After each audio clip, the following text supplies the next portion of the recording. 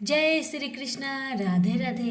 नमस्कार दोस्तों, स्वागत है आप सभी का हमारे YouTube चैनल पर। ओम गणेशाय नमः। प्रिय भक्तजनों, आज आप सभी सुनेंगे बुधवार को गणेश जी और भगवान श्री कृष्ण की कहानी। पहले मैं सुनाऊंगी भगवान गणेश की कथा और उसके बाद सुनेंगे कृष्ण जी की कथा।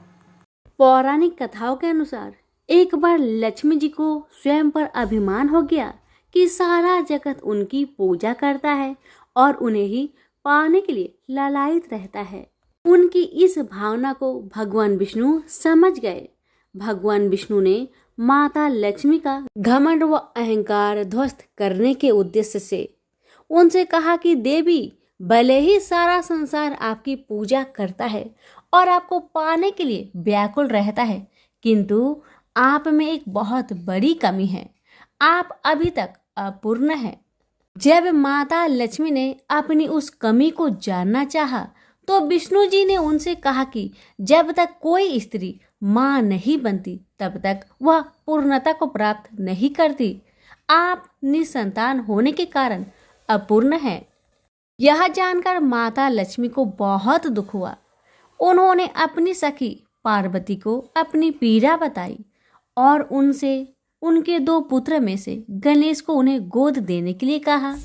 माता लक्ष्मी का दुख दूर करने के उद्देश्य से पार्वती जी ने अपने पुत्र गणेश को उन्हें गोद दे दिया।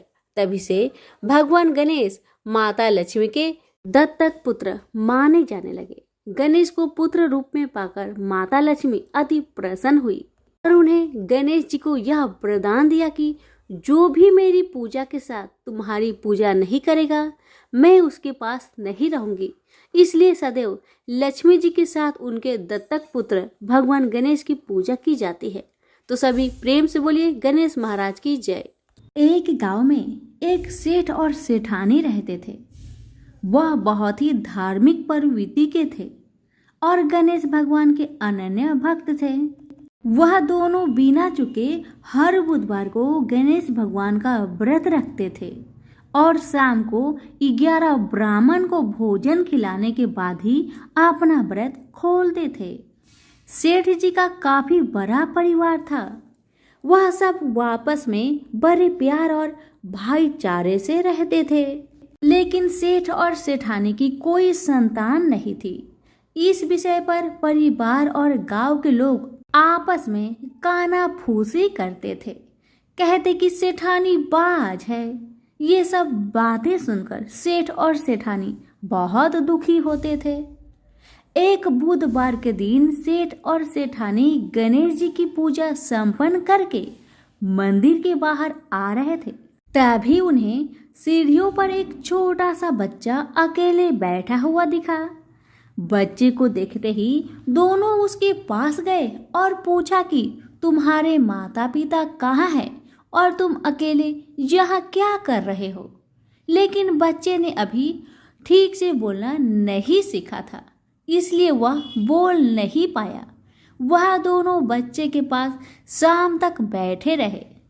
तब तक पंडित जी और सेठानी ने नौकरों के आसपास जाकर बच्चे के माता पिता को खोजने की कोशिश की, लेकिन उन्हें बच्चे के माता पिता या बच्चा खोने की कोई खबर नहीं मिली। फिर पंडित जी ने उस बच्चे को सेठ और सेठानी को घर ले जाने के लिए कह दिया। साथ में ये भी कहा, अगर बच्चे के माता पिता यहाँ पर आते हैं तो मैं स्वयं उनके पास ले आऊंगा। सेठ और सेठानी खुशी मन से उस नन्हे बालक को अपने साथ घर ले गए। सेठानी ने बच्चे का नाम अपने आराध्य भगवान गणेश के नाम पर गणेश रखा और बड़े लाड़ प्यार से उसका पालन पोषण शुरू कर दिया। कुछ दिनों के बाद उसी गांव में एक ठग पति पत्नी आए। उनका इरादा गांव के सबसे अमीर आदमी को ठगने का था। वह दोनों ठग गणेश जी के मंदिर के सीढ़ियों पर बैठे सोच विचार कर रहे थे। कुछ समय बाद वहां पर पंडित जी आए और गांव के अनजाने लोग के दिखते ही उनसे पूछा, क्या आपका बच्चा खो गया है? दोनों ठग तो चोरी चकारी के लिए बहाना ढूंढ ही रहे थे, इसलिए उन्होंने तुरंत कह दिया हाँ। तब पंडित जी ने कहा, चिंता की कोई बात नहीं, आपका बच्चा एक सेठ के घर पर पल रहा है। पंडित जी ने उन दोनों को सेठ जी के घर ले गए। गणेश के माता पिता आए। यह खबर सुनकर सेठ और सेठानी बहुत दुखी हुए। सेठ जी ने उन दोनों पति पत्नी को एक रात के लिए अपने अतिथि गृह में ठहराया। अब वह दोनों ठग सिर्फ मौके के फिराक में थे। उसी रात सभी लोग सो जाने के बाद वे ठग एक एक करके सभी कमरों की तलाशी लेने लगे। तलाशी लेते लेते वह दोनों तिजोरी वाले कमरे में पहुंच गए। छानबीन के वक्त होने वाली छोटी मोटी आवाजों से सेठ का एक नौकर जाग गया और आवाज की दिशा में तिजोरी वाले कमरे के नजदीक आ पहुंचा। उसने चुपके से अंदर झांक कर देखा तो दोनों मेहमान कीमती सामान चुरा रहे थे। नौकर ने वह देखते ही धीरे से उस कमरे के बाहर की कुंडी लगा दी और जोर जोर बोलकर पूरे घर में हल्ला कर दिया। शोरगुल की आवाज सुनते ही घर के सारे लोग इकट्ठा हो गए। फिर सेठ ने उन दोनों चोर पति पत्नी को कमरे से बाहर निकाला और सुबह सुबह पंचायत में हाजिर कर दिया।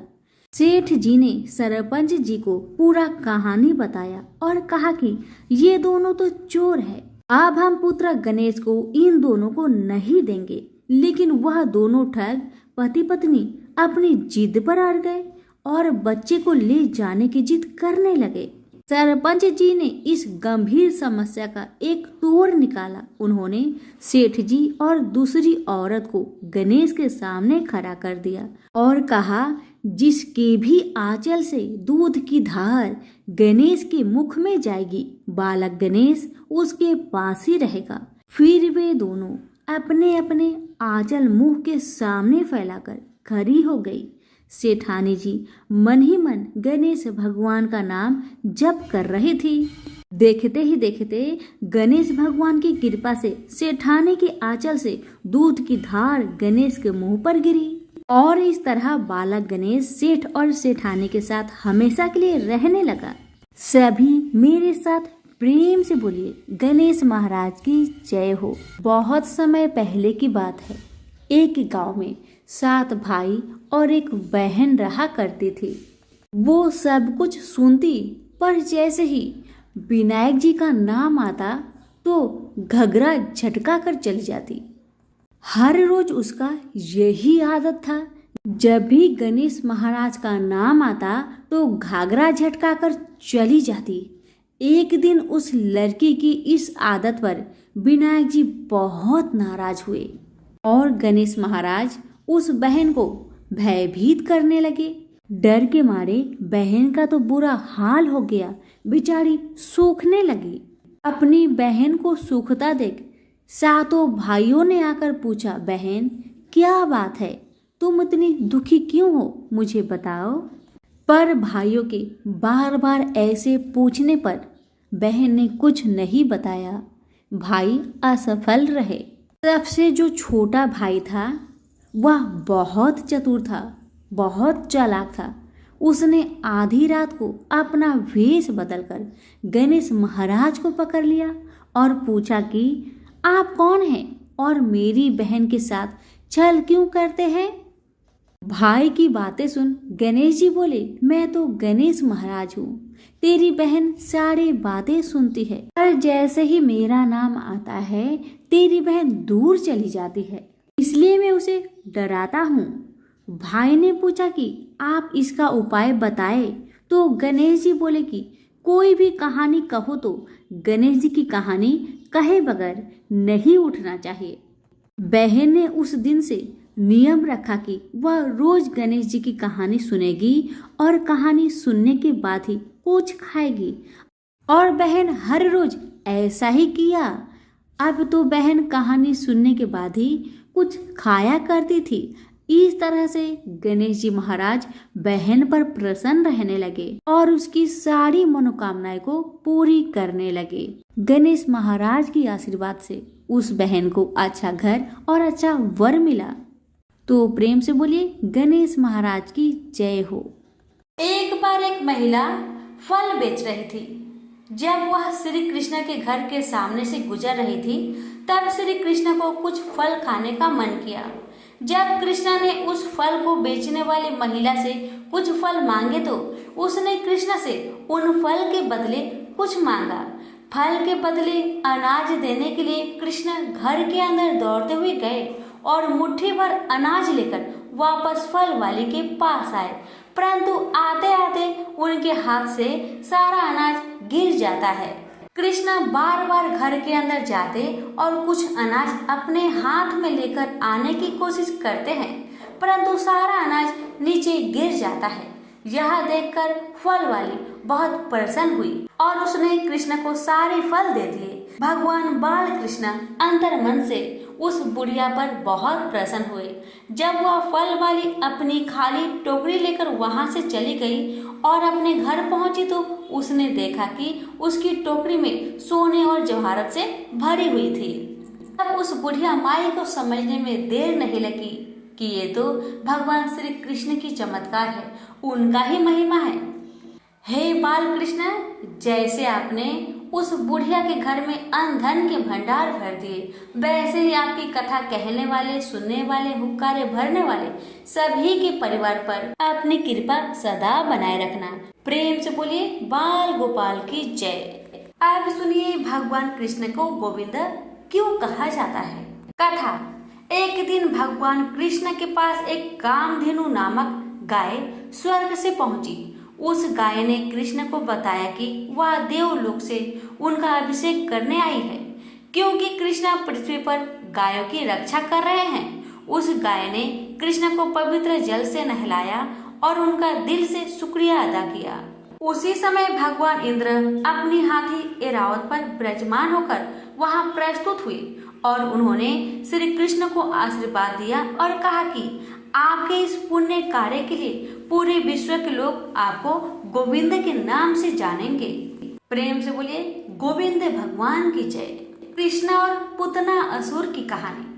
कृष्ण के मामा कंस का वध भगवान कृष्ण के हाथों ही लिखा था। यह जानने के बाद बार बार कंस अलग अलग असुरों को कृष्ण का वध करने के लिए भेजा करता था। एक बार कंस ने एक पुतना नाम की राक्षसनी को भेजा। पुतना वृंदावन पहुंची और उसने एक सुंदर महिला का वेश बदलकर कृष्ण को हर घर में ढूंढना शुरू कर दिया। उस समय कृष्ण बहुत छोटे थे। जब वह कृष्ण के घर पहुंची तो उसने कृष्ण को पहचान लिया और अपना विषैला दूध पिलाने के लिए गोदी में उठाया। जब वह कृष्ण को अपना जहरीला दूध पिलाने लगी तो उसको लगा कि कृष्ण दूध पीते ही मर जाएंगे, परंतु कृष्ण तब तक दूध पीते रहे जब तक उस राक्षस महिला की मृत्यु नहीं हो गई। उसकी मृत्यु होते ही वह अपने असली क्रूर रूप में आ गई। तो प्रेम से बोलिए बाल गोपाल की जय। अब सुनिए भगवान कृष्ण और कालिया सांप की कहानी। यमुना नदी से जुड़ा हुआ एक मीठे पानी का सुंदर झील था। कहीं से एक बहुत ही जहरीला सांप वहां आकर रहने लगा, जिसका नाम था कालिया। कालिया का जहर यमुना नदी के पानी में बहुत तेजी से घुल रहा था। एक बार एक गाय चराने वाले व्यक्ति ने जब उस झील का पानी पिया तो उसकी मृत्यु हो गई। जब भगवान श्री कृष्ण को इस बात का पता चला तो उन्होंने अपनी शक्ति से उस व्यक्ति को जीवित कर दिया। उसके बाद श्री कृष्ण उस झील के पानी में कूद गए। कृष्ण पानी के बहुत अंदर गए और उस सांप को जोर जोर से पुकारने लगे। जब बहुत देर तक कृष्ण पानी में नहीं निकले तो गांव के लोग इकट्ठा होकर नदी के किनारे उनका इंतजार करने लगे। बहुत सारे लोग डरने भी लगे। कुछ देर बाद पानी के अंदर से कालिया सांप कृष्ण के सामने आया और आते ही उसने कृष्ण पर आक्रमण कर दिया। कुछ ही देर में कृष्ण ने कालिया को जकड़ लिया। कालिया 1000 सिर वाला सांप था। कृष्ण उसके सर पर तेजी से नाचने लगे और तेजी से नाचने के कारण कालिया सर्प के मुख से खून निकलने लगा। यह देखकर कालिया की पत्नी पानी से ऊपर आई और उसने कालिया के जीवन की भीख मांगी। कृष्ण ने उन्हें यमुना नदी की झील को छोड़ने के लिए कहा और रमान का दीप जले जाने को कहा। और साथ ही कृष्ण ने कालिया को अवशासन दिया कि आप उन पर गरुड़ कभी भी आक्रमण नहीं करेगा, क्योंकि कालिया के सिर पर कृष्ण के पैरों के निशान पड़ चुके थे। यह सुनकर कालिया बहुत ही खुश हुआ और वह यमुना नदी के उस सुंदर झील को छोड़कर अपनी पत्नी के साथ चला गया। इस प्रकार कृष्ण ने कालिया सांप से गांव की रक्षा की। तो प्रेम से बोलिए श्री कृष्ण भगवान की जय। अब सुनिए भगवान श्री कृष्ण की घर में दूध वाली कथा। भगवान श्री कृष्ण ने भले ही राधा रानी से शादी नहीं की हो, लेकिन दोनों के बीच प्रेम इतना पवित्र और निश्चल था कि आज भी भगवान श्री कृष्ण के साथ राधा रानी का नाम लिया जाता है। पुराणों में भी राधा रानी को भगवान श्री कृष्ण की शाश्वत जीवन संगिनी कहा जाता है। दुनिया के लिए भले ही भगवान श्री कृष्ण और राधा दो थे, लेकिन राधा कृष्ण ने कभी अपने आप को अलग अलग नहीं माना। दोनों एक दूसरे के हृदय में बसते थे। चोट एक को लगे तो दर्द दूसरा को होता था। धार्मिक पुस्तकों में एक ऐसा ही प्रसंग है कि एक बार रुक्मणी ने भोजन के बाद भगवान श्री कृष्ण को पीने के लिए गर्म दूध दिया। दूध इतना गर्म था कि जब भगवान कृष्ण ने उसका सेवन किया तो उनका मुख से उनका हृदय भी जल उठा। जलन की पीड़ा के कारण श्री कृष्ण के मुख से निकला, हे राधे। रुक्मणी ने जब श्री कृष्ण के मुख से राधा का नाम सुना तो श्री कृष्ण से पूछा कि मैं भी आपसे बहुत प्रेम करती हूँ, लेकिन आप कभी मेरा नाम नहीं पुकारते हैं। आप हमेशा राधा का नाम लेते हो, आखिर क्या है ऐसा राधा में? रुक्मणी का सवाल सुनकर श्री कृष्ण मंद मंद मुस्कुराए और रुक्मणी से सवाल किया कि क्या आप राधा से मिली हो? श्री कृष्ण का सवाल सुन रुक्मणी से रहा नहीं गया और वह अगले दिन राधा जी से मिलने के लिए पहुंच गई। राधा के कक्ष के बाहर रुक्मणी को एक बहुत ही खूबसूरत स्त्री दिखाई दी। रुक्मणी उस स्त्री को राधा समझकर चरण छूने लगी। स्त्री ने रुक्मणी को रोकते हुए उनका परिचय और आने का कारण पूछा। रुक्मणी ने अपना परिचय देते हुए कहा कि मैं राधा से मिलने आई हूँ। इस पर उस स्त्री ने कहा कि मैं राधा की दासी हूँ। राधा से मिलने के लिए आपको 7 द्वार पार करने होंगे। दासी के कहे अनुसार रुक्मणी ने एक के बाद एक 7 द्वार पार किए। हर द्वार पर रुक्मणी को पहले से अधिक खूबसूरत दासी दिखाई दी। जब रुक्मणी ने अंतिम द्वार को पार किया तो उन्हें वह राधा दिखाई दी। अद्भुत खूबसूरत और मुख पर सूर्य के समान तेज देखकर रुक्मणी राधा के चरणों में गिर पड़ी। इस दौरान रुक्मणी को राधा के तन पर छाले दिखाई दिए। उन्होंने राधा से पूछा कि आपके तन पर छाले कैसे हुए? इस पर राधा ने कहा कि आपने श्री कृष्ण को पीने के लिए गर्म दूध दिया था, जिससे उनका हृदय जल गया। उनका हृदय मेरा निवास स्थल है, इसलिए मेरा शरीर दूध से जल उठा है। अब रुक्मणी सब समझ गई। प्रेम से बोलिए श्री कृष्ण भगवान की जय, राधा रानी की जय। कथा अच्छी लगे तो दूसरों को शेयर करना ना भूले। चैनल पर पहली बार आए हैं तो चैनल को सब्सक्राइब करना ना भूले। धन्यवाद।